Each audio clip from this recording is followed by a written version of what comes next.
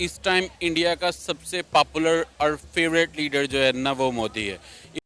2019 के इलेक्शन के मैनिफेस्टो में भी मोदी जी ने भी अपने मैनिफेस्टो में डाला था कि राम मंदिर बनाएंगे, और सारे विपक्षी दल कहते थे मंदिर वही बनाएंगे, समय नहीं बताएंगे, मंदिर वही बनाएंगे। तो मेरा सवाल बहुत छोटा सा है, और कुछ घंटों के बाद मोदी जी फिर से प्रधानमंत्री तीसरी बार बन रहे हैं, जो एक भारत का रिकॉर्ड है। कोई भी प्रधानमंत्री 3 बार प्रधानमंत्री नहीं बना है।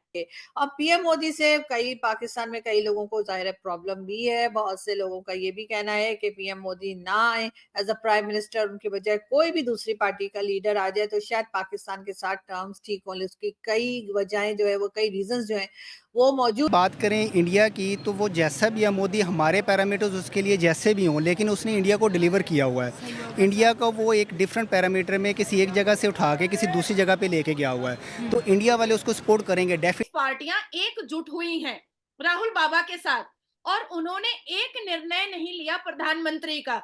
तो देश के इतने बड़े बड़े निर्णय वो कैसे ले सकता था? नहीं ले सकता था। और देश के लोगों को, खास करके युवाओं को ये बात समझ में आ चुकी थी कि जो 28 पार्टियां राहुल बाबा के साथ जो निकाह किया है, और एकजुट होकर के 28 पार्टियां राहुल बाबा के पैंट को पकड़ पकड़ करके दुमछल्ला बन के चल रही हैं। इन्होंने एक निर्णय नहीं लिया, देश को ये नहीं बताया कि इंडी अलायंस का प्रधानमंत्री कौन होगा। पाकिस्तानी अवाम को और इंडिया की अवाम को कंपेयर कर लेना, वो हमसे ज़्यादा डबल ट्रिपल खुशहाल है इस वक्त। तो जारी बात है, वहाँ पे काम हो रहे हैं, वहाँ पे प्रोसेस है, वहाँ पे प्रोसीजर्स हैं, वो अपनी जो है वो डेमोक्रेसी नहीं होने देते।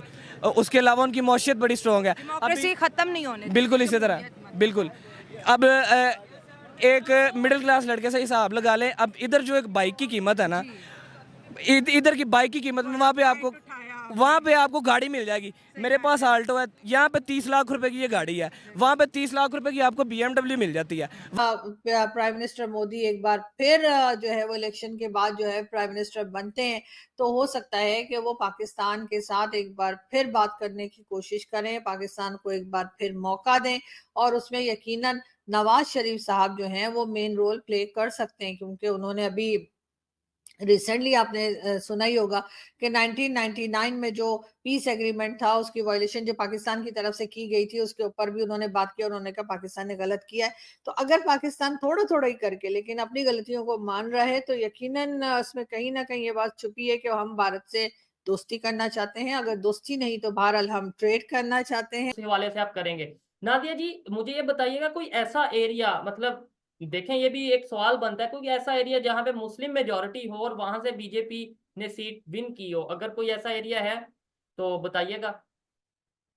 हाँ हाँ, बिल्कुल। महाराष्ट्र में हमारी मोर देन आई थिंक 45 सीटें हैं, और वहां पर आधा महाराष्ट्र मुस्लिम हाईली पॉपुलेटेड एरिया है। जैसे आप मोहम्मद अली रोड जाएं, आप मीरा रोड जाएं, आप घाटकोपर जाएं, आप जोगेश्वरी जाएं, मतलब बहुत सारे एरियाज जो हैं वो हाईली पॉपुलेटेड मुस्लिम एरिया है जहां पर बीजेपी जीत रही है।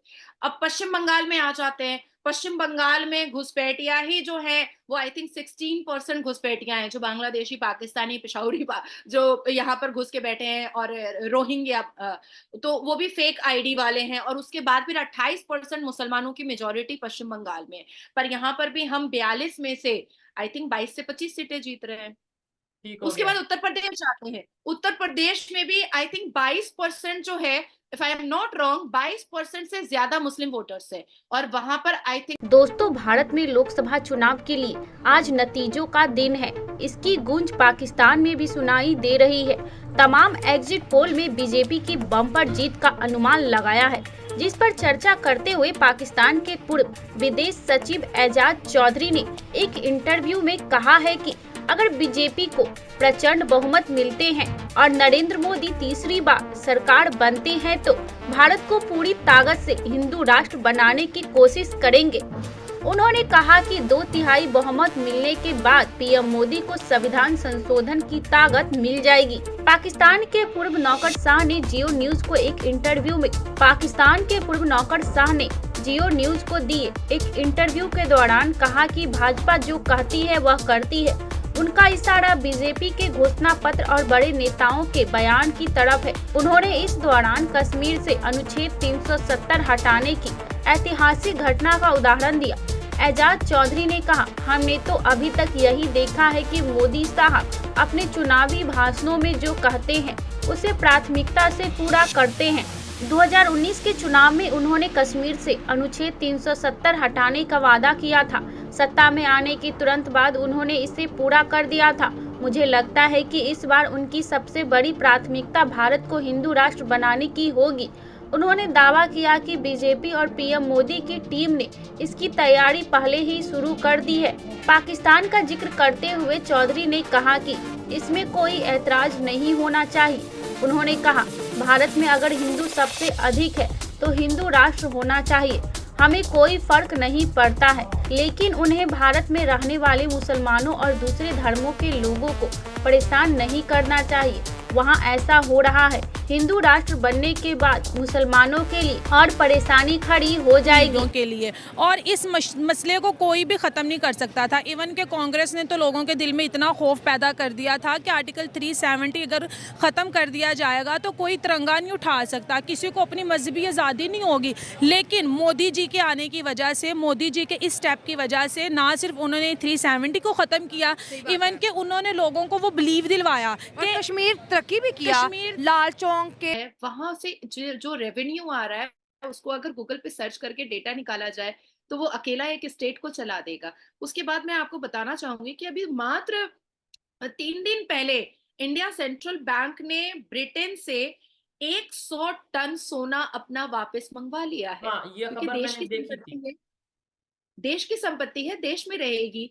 ठीक है, अब आपने सवाल किया कि क्या भारत के प्रधानमंत्री के जो बायलैटरल रिलेशनशिप्स थे, जो ट्रेड के रिलेशनशिप्स थे, जो इंटरनेशनल एक अफेयर जी अफेयर्स थे, वो क्या और स्ट्रांग होंगे और उससे उससे देश को और हमें कितना फायदा मिल सकता है और भारत के लोगों को कितना फायदा मिल सकता है।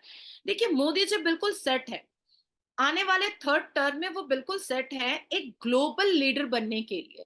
और जहां तक मेरा आंकड़ा है, हम 375 से 411 तक हम कल लेकर आने वाले हैं कुछ घंटों में। और आप समझ रहे हैं 395 टू 411 सीटें अगर हमारी आती हैं तो इस विश्व की सबसे strong party Bharatiya Janata party होगी और इस विश्व के सबसे स्ट्रॉन्ग नेता प्रधानमंत्री मोदी जी होंगे।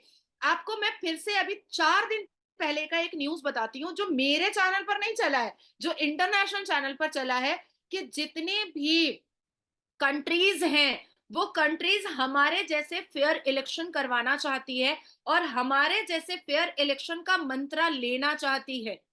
ये भी आप लोगों ने पढ़ा होगा, और जिसको मेरी बात गलत लग रही है वो गूगल में सर्च कर सकता है कि कई कंट्रीज ने कहा है कि ये मंत्र हमें चाहिए।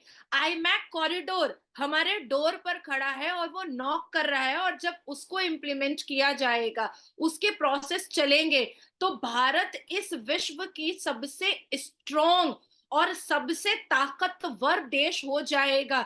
हमारे जिस तरह से कल्चरल सिविलाइजेशन, हमारी सभ्यता, हमारी संस्कृति अरब तक पहुंच चुकी है। ईरान हमसे बहुत बहुत अच्छे संपर्क करना चाहता है, हमसे अमेरिका, ब्रिटेन, सारे के सारे एक्सेप्ट पाकिस्तान हमारे साथ सारे के सारे अच्छे संपर्क में हैं।